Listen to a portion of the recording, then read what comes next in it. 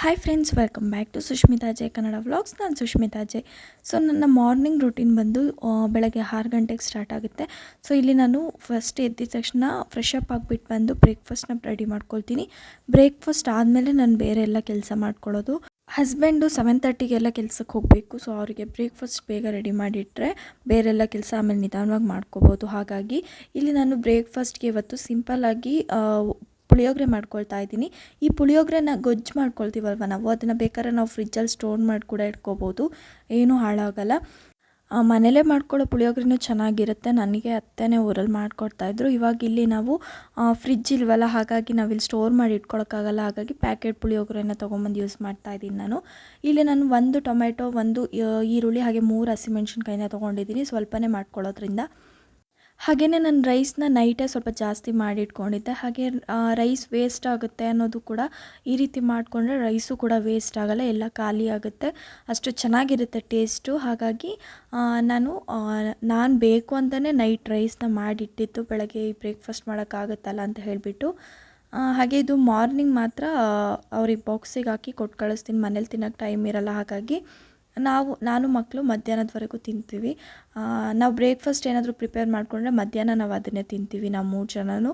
ಹಾಗಾಗಿ ಸ್ವಲ್ಪ ಜಾಸ್ತಿನೇ ರೈಸ್ ಹಾಕ್ಬಿಟ್ಟು ಮಾಡ್ಕೊಳ್ತಾ ಇದ್ದೀನಿ. ಹಾಗೆಯೇ ಇಲ್ಲಿ ಎಲ್ಲದನ್ನು ಚಾಪ್ ಮಾಡಿ ಇಟ್ಕೊಳ್ತಾ ಇದ್ದೀನಿ. ಕೆಲವೊಂದು ವಿಷಯನ ಹೇಳ್ಕೋಬೇಕು ಅಂತ ಅನಿಸುತ್ತೆ. ಯಾಕೆಂತ ಹೇಳಿದ್ರೆ ಈ ಯೂಟ್ಯೂಬ್ ಚಾನಲ್ನ ನಾನು ಓಪನ್ ಮಾಡಿದ ಮೇಲೆ ತುಂಬ ಎನ್ಕರೇಜ್ ಕಮ್ಮಿನೇ ಇತ್ತು. ಬರೀ ಫ್ಯಾಮಿಲಿ ಮೆಂಬರ್ಸ್ ಮಾತ್ರ ಎನ್ಕರೇಜ್ ಮಾಡ್ತಾಯಿದ್ರು. ಹೋಗ್ತಾ ಎಲ್ಲರೂ ತುಂಬ ಚೆನ್ನಾಗಿ ಮಾಡ್ತಿದ್ಯಾ ಅಂತ ಹೇಳ್ತಾಯಿದ್ರು. ತುಂಬ ಖುಷಿ ಆಗ್ತಿತ್ತು. ಅವ್ರು ಆ ರೀತಿ ಹೇಳೋದ್ರಿಂದನೇ ನಾನು ಇಷ್ಟು ವೀಡಿಯೋಸ್ ಮಾಡೋಕ್ಕೆ ಕೂಡ ಸಾಧ್ಯ ಆಯಿತು.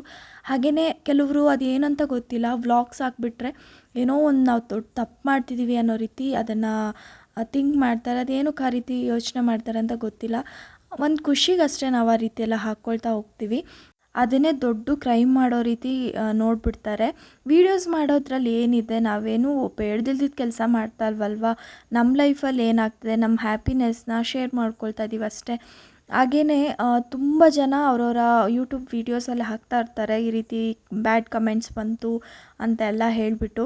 ಏನಕ್ಕೆ ಆ ರೀತಿ ಮಾಡ್ತಾರೆ ಅಂತ ಗೊತ್ತಿಲ್ಲ. ನೋಡೋಕ್ಕೆ ಇಷ್ಟ ಇಲ್ವಾ, ನೋಡಬೇಡಿ ಅಷ್ಟೇ. ಅದರಲ್ಲಿ ಏನಿದೆ, ಅದು ಇನ್ನೊಬ್ರು ಹರ್ಟ್ ಮಾಡಿಬಿಟ್ಟೇ ನೀವು ಖುಷಿ ಪಡಬೇಕು ಅನ್ನೋದು ಏನೂ ಇಲ್ಲ ಅಲ್ವಾ. ಇರೋದು ಒಂದೇ ಲೈಫು, ಯಾರು ಎಷ್ಟು ದಿನ ಇರ್ತಾರೆ ಅಂತ ಇವಾಗ ಯಾರಿಗೂ ಗೊತ್ತಿಲ್ಲ. ನೆನ್ನೆದ್ದವ್ರು ಇವತ್ತಿಲ್ಲ, ರಾತ್ರಿ ಮಲಗಿ ಬೆಳಗ್ಗೆ ಎದ್ದೇಳ್ತೀವ ಅನ್ನೋದೇ ಇವಾಗ ಯಾರಿಗೂ ಗೊತ್ತಿಲ್ಲ. ಅಂಥದ್ರಲ್ಲಿ ಏನಕ್ಕೆ ಈ ರೀತಿ ಎಲ್ಲ ಹೇಟ್ ಮಾಡಿಕೊಂಡು ಇನ್ನೊಬ್ರನ್ನ ಹರ್ಟ್ ಮಾಡ್ಕೊಂಡಿರ್ಬೇಕಲ್ವ. ಸೊ ನಾನಿಲ್ಲಿ ಒಂದು 3 ಟೇಬಲ್ ಸ್ಪೂನಷ್ಟು ಆಯಿಲ್ ಹಾಕ್ಕೊಂಡಿದ್ದೀನಿ. ಹಾಗೆ ಸಾಸಿವೆ 1 1/4 ಚಮಚದಷ್ಟು ಹಾಕ್ಕೊಂಡಿದ್ದೀನಿ. ಇಲ್ಲಿ ಒಂದು 2ರಿಂದ 3 ಸ್ಪೂನಷ್ಟು ಕಡಲೆ ಬೀಜನ ಹಾಕ್ಕೊಂಡಿದ್ದೀನಿ. ಇದನ್ನು ಹಾಕಿದ್ರೇ ನನ್ನ ಮಕ್ಳಿಗೆ ತಿನ್ನೋಕೆ ಅನಿಸೋದಿಲ್ಲ, ಅಂದರೆ ತಿನ್ನೋದೇ ಇಲ್ಲ ಅವರು. ಉಪ್ಪಿಟ್ಟಿಗೂ ಅಷ್ಟೇ, ಶಾವಿಗೆ ಉಪ್ಪಿಟ್ಟಿಗೂ ಅಷ್ಟೇ ಕಡಲೆ ಬೀಜ ಇದ್ದರೆ ಮಾತ್ರ ಚೆನ್ನಾಗಿ ತಿಂತಾರೆ. ಹಾಗೆಯೇ 1 1/4 ಸ್ಪೂನಷ್ಟು ನಾನಿಲ್ಲಿ ಉದ್ದಿನಬೇಳೆನ ಹಾಕ್ಕೊಂಡಿದ್ದೀನಿ. ಚೆನ್ನಾಗಿ ಸ್ವಲ್ಪ ಹೊತ್ತು ಫ್ರೈ ಮಾಡಿಕೊಂಡು ಅದಾದಮೇಲೆ ನಾನಿಲ್ಲಿ ಈರುಳ್ಳಿ ಮತ್ತು ಹಸಿಮೆಣ್ಸಿನ್ಕಾಯಿನ ಹಾಕ್ಕೊಳ್ತಾ ಇದ್ದೀನಿ. ಬೆಳ್ಳುಳ್ಳಿ ಕೂಡ ಬೇಕಾದ್ರೆ ಜಜ್ಜಿ ಹಾಕ್ಕೋಬೋದು, ನಾನಿಲ್ಲಿ ಸ್ಕಿಪ್ ಮಾಡಿದ್ದೀನಿ. ಇದನ್ನು ಚೆನ್ನಾಗಿ ನಾವು ಗೋಲ್ಡನ್ ಬ್ರೌನ್ ಆಗೋವರೆಗೂ ಇದನ್ನು ಫ್ರೈ ಮಾಡ್ಕೋಬೇಕಾಗತ್ತೆ. ಈ ರೀತಿ ಚೆನ್ನಾಗಿ ಫ್ರೈ ಮಾಡ್ಕೋಬೇಕು. ಸ್ವಲ್ಪ ಬೇಗ ಗೋಲ್ಡನ್ ಬ್ರೌನ್ ಆಗಲಿ ಅಂತ ನಾನೊಂದು 1/4 ಸ್ಪೂನಷ್ಟು ಉಪ್ಪನ್ನ ಹಾಕ್ಕೊಳ್ತಾ ಇದ್ದೀನಿ. ಇದರಿಂದ ಬೇಗ ಸ್ವಲ್ಪ ಬ್ರೌನ್ ಆಗುತ್ತೆ. ತುಂಬ ಟೈಮ್ ಇಲ್ಲ ಅನ್ನೋರು ಈ ರೀತಿ ಮಾಡಿಕೊಂಡ್ರೆ ಬೇಗ ಬ್ರೌನ್ ಆಗುತ್ತೆ. ಇದನ್ನು ಒಂದು 10 ನಿಮಿಷ ಈ ರೀತಿ ಚೆನ್ನಾಗಿ ರೋಸ್ಟ್ ಮಾಡ್ಕೋಬೇಕು. ಅದಾದಮೇಲೆ ನಾನಿಲ್ಲಿ ಒಂದು ಮೀಡಿಯಮ್ ಸೈಜ್ ಟೊಮೆಟೊನ ಕಟ್ ಮಾಡ್ಕೊಂಡಿದ್ದೆ, ಅದನ್ನಿಲ್ಲಿ ಸೇರಿಸ್ಕೊಳ್ತಾ ಇದ್ದೀನಿ. ಇದನ್ನು ಕೂಡ ಅಷ್ಟೇ ಚೆನ್ನಾಗಿ ಸ್ಮ್ಯಾಶ್ ಆಗೋ ರೀತಿ ನಾವು ಇದನ್ನು ಬೇಯಿಸ್ಕೋಬೇಕಾಗುತ್ತೆ. ನಾವು ಎಷ್ಟು ಫ್ರೈ ಮಾಡ್ಕೊಳ್ತೀವೋ ಅಷ್ಟು ಮಸಾಲೆ ಟೇಸ್ಟ್ ಬರುತ್ತೆ. ನಾವು ಬೇಗ ಹಾಕಿದರೆ ಹಸಿ ವಾಸನೆ ಹಾಗೇ ಇರುತ್ತೆ. ಚೆನ್ನಾಗಿ ಇದನ್ನು ನಾವು ಬಾಡಿಸ್ಕೋಬೇಕು. ಟೊಮೆಟೊ ಎಲ್ಲ ಸ್ಮ್ಯಾಶ್ ಆಗಬೇಕು ಅಲ್ಲಿವರೆಗೂ. ನೋಡ್ಬೋದು ಇವಾಗ ಟೊಮೆಟೊ ಸ್ವಲ್ಪ ಚೆನ್ನಾಗಿ ಸ್ಮ್ಯಾಶ್ ಆಗಿದೆ. ನಾನಿಲ್ಲಿ 1 ಚಿಟಿಕೆಯಷ್ಟು ಅರಿಶಿನ ಪುಡಿನ ಹಾಕ್ಕೊಂಡು ಮತ್ತೊಂದು ಸಲ ಚೆನ್ನಾಗಿ ಮಿಕ್ಸ್ ಮಾಡ್ಕೊಳ್ತಾ ಇದ್ದೀನಿ. ಈ ರೀತಿ ನಾವು ಕೈ ಬಿಡದೆ ಒಂದು ಸ್ವಲ್ಪ ಹೊತ್ತು ಚೆನ್ನಾಗಿ ಮಿಕ್ಸ್ ಮಾಡಿಕೊಂಡು ಟೊಮೆಟೊ ಎಲ್ಲ ಸ್ಮೂತ್ ಆಗಬೇಕು.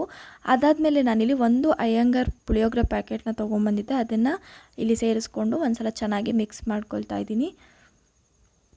ಇದ್ರಿಗಿಂತ ನಾವು ಮನೇಲಿ ಮಾಡೋದೇ ತುಂಬ ಟೇಸ್ಟ್ ಅನಿಸುತ್ತೆ.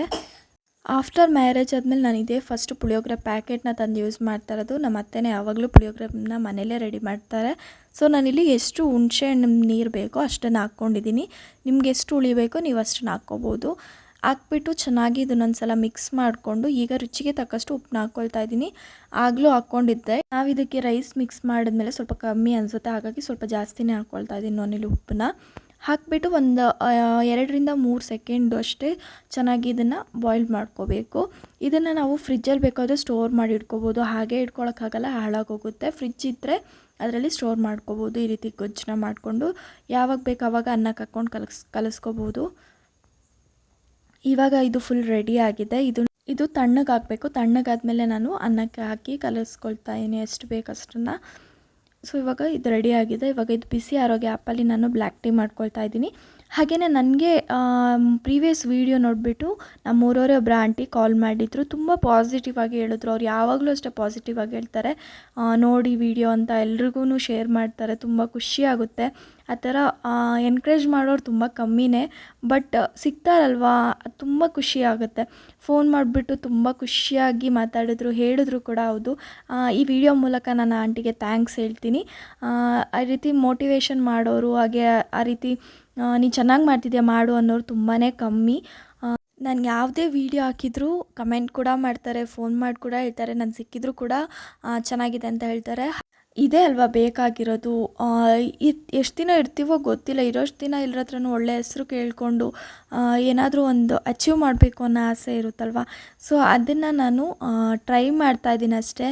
ನಂಗೆ ಗೊತ್ತಿಲ್ಲ ನಾನು ಇದರಲ್ಲಿ ಸಕ್ಸಸ್ ಆಗ್ತೀನೋ ಇಲ್ವೋ ಅಂತ ಹೇಳಿ, ಬಟ್ ನನ್ನ ಖುಷಿಗೋಸ್ಕರ ನಾನು ಮಾಡ್ಕೊಳ್ತಾ ಇದ್ದೀನಿ. ಹಾಗೆ ನಾನು ಯಾವುದು ಕೆಟ್ಟ ರೀತಿಯಲ್ಲಿ ಹೋಗ್ತಾ ಇಲ್ಲ ಅಂತ ನನಗೆ ನಂಬಿಕೆ ಇದೆ. ನಾನು ಯಾವಾಗಲೂ ಒಳ್ಳೆ ರೀತಿಯಲ್ಲೇ ಇದ್ದೀನಿ, ಒಳ್ಳೆ ರೀತಿಯಲ್ಲೇ ಹೋಗ್ತಾ ಇದ್ದೀನಿ.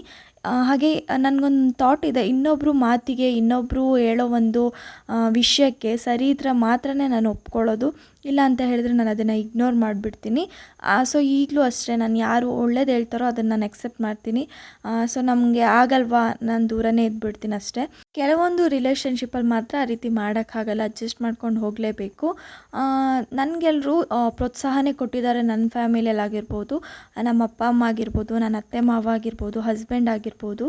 ನನಗೆ ಯಾವುದೇ ರೀತಿಯಾದಂಥ ಮಾಡಬೇಡ, ನೀನು ಇದನ್ನು ಮಾಡಬೇಡ ಅಂತ ಹೇಳೋದೇ ಇಲ್ಲ. ನಾನು ಏನು ಮಾಡ್ತೀನೋ ಅದನ್ನು ಅಕ್ಸೆಪ್ಟ್ ಮಾಡ್ತಾರೆ. ಯಾಕೆಂದೇಳಿದ್ರೆ ಅವರಿಗೆ ನನ್ನ ಮೇಲೆ ಟ್ರಸ್ಟ್ ಇದೆ. ನನ್ನ ನಂಬ್ತಾರೆ ಅವರು. ನಾನು ಯಾವುದನ್ನೇ ಬೇಡದಿರೋ ರೀತಿಯಲ್ಲಂತೂ ನಾನು ಮಾಡಲ್ಲ ಅಂತ. ಹಾಗಾಗಿ ನಾನು ಈ ರೀತಿ ನನ್ನ ಇಷ್ಟದಂತೆ ನಾನಿದ್ದೀನಿ, ಫ್ರೀಯಾಗಿ ಬಿಟ್ಟಿದ್ದಾರೆ. ಅದನ್ನು ನಾವು ಮಿಸ್ಯೂಸ್ ಮಾಡ್ಕೋಬಾರ್ದು ಅಷ್ಟೇ, ಬೇರೇನೂ ಇಲ್ಲ. ಸೊ ನನ್ನ ಎಲ್ಲ ಕೆಲಸನೂ ಮುಗ್ದಾದಮೇಲೆ ನನ್ನ ಮಗ ಎದ್ದು ಬರ್ತಾ ಇದ್ದಾನೆ. ಚಿಕ್ಕವನು ಬೇಗನೆ ಎದ್ದೇಳ್ತಾನೆ. ನಾನು ಎದ್ದಿದ್ದು ಅರ್ಧ ಗಂಟೆಲೇ ಅವ್ನು ಎದ್ದು ಬಂದುಬಿಡ್ತಾನೆ. ದೊಡ್ಡವನು ಸ್ವಲ್ಪ ಹೊತ್ತು ಮಲ್ಕೊಳ್ತಾನೆ. ಅವ್ನು ಎದ್ದು ಬಂದಿದ ತಕ್ಷಣ ವೀಡಿಯೋ ಆನ್ ಇರೋದು ನೋಡ್ಬಿಟ್ಟು ಅದನ್ನೇ ನೋಡ್ತಾ ಇದ್ದ ಸುಮಾರು ಹೊತ್ತು. ಎದ್ದಿದ ತಕ್ಷಣ ನೀವು ಒಂದು ಗ್ಲಾಸ್ ನೀರು ಕೊಡಬೇಕು. ಸೊ ನಾನು ಅದಕ್ಕೆ ಮುಂಚೆನೇ ಬಿಸಿ ಮಾಡಿಟ್ಟಿದ್ದೆ, ಆ ನೀರನ್ನೇ ನಾನು ಕೊಡ್ತಾಯಿದ್ದೀನಿ. ಒಂದು ಗ್ಲಾಸ್ ನೀರು ಕೊಡಿದ್ಮೇಲೆ ಸ್ವಲ್ಪ ಹೊತ್ತು ಆಟ ಆಡ್ತಾನೆ. ಅದಾದಮೇಲೆ ಬ್ರಷ್ ಮಾಡಿಸ್ಬಿಟ್ಟು ಬ್ರೇಕ್ಫಾಸ್ಟ್ ಮಾಡಿಸ್ತೀನಿ. ಅಲ್ಲಿವರೆಗೂ ನನ್ನ ಹಿಂದೆನೇ ತಿರುಗ್ತಾ ಇರ್ತಾನೆ. ಹಾಗೆಯೇ ಅವನು ನಾನು ಏನು ಫೋನ್ ಆನ್ ಮಾಡಿಟ್ಟಿದ್ದೀನಿ ಅಂತ ಅದನ್ನೇ ನೋಡ್ತಾ ಇದ್ದಾನೆ ಸುಮಾರು ಹೊತ್ತು. ಅವನಿಗಿನ್ನೂ ಗೊತ್ತಾಗಿರಲಿಲ್ಲ. ಸೊ ನಂದು ಬ್ರೇಕ್ಫಾಸ್ಟ್ ಕೆಲಸ ಇಲ್ಲಿ ಮುಗೀತು. ಇದಾದಮೇಲೆ ನಾನು ಒಂದು ಗ್ಲಾಸು ಬಿಸಿನೀರನ್ನ ಕಾಯಿಸ್ಕೊಂಡು ಕುಡಿತೀನಿ. ಅದಾದಮೇಲೆ ಮನೆ ಕೆಲಸ ಎಲ್ಲ ಮುಗಿಸ್ಕೊಂಡು ಬ್ರೇಕ್ಫಾಸ್ಟ್ ಮಾಡ್ತೀನಿ ಅಷ್ಟೇ, ಇನ್ನೇನೂ ಇಲ್ಲ. ರೆಗ್ಯುಲರಾಗಿ ಎಲ್ಲರೂ ಮಾಡೋ ರೀತಿಯೇ ಮಾಡೋದು ಕೆಲಸ. ಹಾಗಾಗಿ ನಾನು ಈ ವಿಡಿಯೋನ ಸ್ವಲ್ಪನೇ ತೆಗೆದಿರೋದಷ್ಟೇ. ಬ್ರೇಕ್ಫಾಸ್ಟ್ ಮಾಡೋದನ್ನೇ ತೆಗಿಯೋಣ ಅಂತಲೇ ಮಾಡಿತ್ತು, ಬಟ್ ಕೆಲವೊಂದು ವಿಷಯನ ಹೇಳ್ಕೋಬೇಕು ಅನ್ನಿಸ್ತು. ವ್ಲಾಗ್ ಮಾಡೋಕ್ಕಾಗಲ್ವಲ್ಲ, ಹಾಗಾಗಿ ಈ ರೀತಿ ಅಡುಗೆ ಮಾಡ್ತಾನೆ ಹೇಳೋಣ ಅಂತ ಅನ್ನಿಸ್ತು. ಹಾಗಾಗಿ ಈ ವಿಡಿಯೋನ ಮಾಡ್ಕೊಂಡಿದ್ದೀನಿ ಅಷ್ಟೇ. ಸೊ ನಾನಿಲ್ಲಿ ಬಿಸಿನೀರನ್ನ ಒಂದು ಲೈಟ್ ನೀರು ಬಿಸಿ ಮಾಡಿಕೊಂಡು ಒಂದು ದೊಡ್ಡ ಗ್ಲಾಸಲ್ಲಿ 1 ಗ್ಲಾಸಷ್ಟು ಹೊರಗಡೆ ನಿಂತ್ಕೊಂಡು ಸ್ವಲ್ಪ ಹೊತ್ತು ಹೊರಗಡೆ ನೋಡಿಕೊಂಡು ಕುಡಿತಾ ಇರ್ತೀನಿ ಅಷ್ಟೇ. ಸೊ ಇಷ್ಟೇ ಇವತ್ತಿನ ವಿಡಿಯೋ. ಹೋಪ್ ನಿಮ್ಗೆ ಈ ವಿಡಿಯೋ ಇಷ್ಟ ಆಗಿದೆ ಅಂದ್ಕೊಳ್ತೀನಿ. ಇಷ್ಟ ಆದರೆ ಈ ವಿಡಿಯೋನ ಲೈಕ್ ಮಾಡಿ, ಶೇರ್ ಮಾಡಿ, ಕಮೆಂಟ್ ಮಾಡಿ. ಹಾಗೆ ಇನ್ನೂ ಯಾರು ನನ್ನ ಚಾನಲ್ನ ಸಬ್ಸ್ಕ್ರೈಬ್ ಮಾಡ್ದೆ ನೋಡ್ತಾ ಇದ್ದೀರಾ, ಪ್ಲೀಸ್ ಬೇಗ ಹೋಗಿ ಸಬ್ಸ್ಕ್ರೈಬ್ ಮಾಡ್ಕೊಳ್ಳಿ. ಮತ್ತೆ ಮುಂದಿನ ಒಳ್ಳೆ ವಿಡಿಯೋ ಜೊತೆ ನಾನು ನಿಮಗೆ ನೆಕ್ಸ್ಟ್ ವಿಡಿಯೋದಲ್ಲಿ ಸಿಗ್ತೀನಿ. ಅಲ್ಲಿವರೆಗೂ ಬಾಯ್ ಬಾಯ್. ಹಾಗೆ ನನ್ನ ವಿಡಿಯೋನ ಇಲ್ಲಿವರೆಗೂ ನೋಡಿದ್ದಕ್ಕೆ ಥ್ಯಾಂಕ್ ಯು ಸೋ ಮಚ್.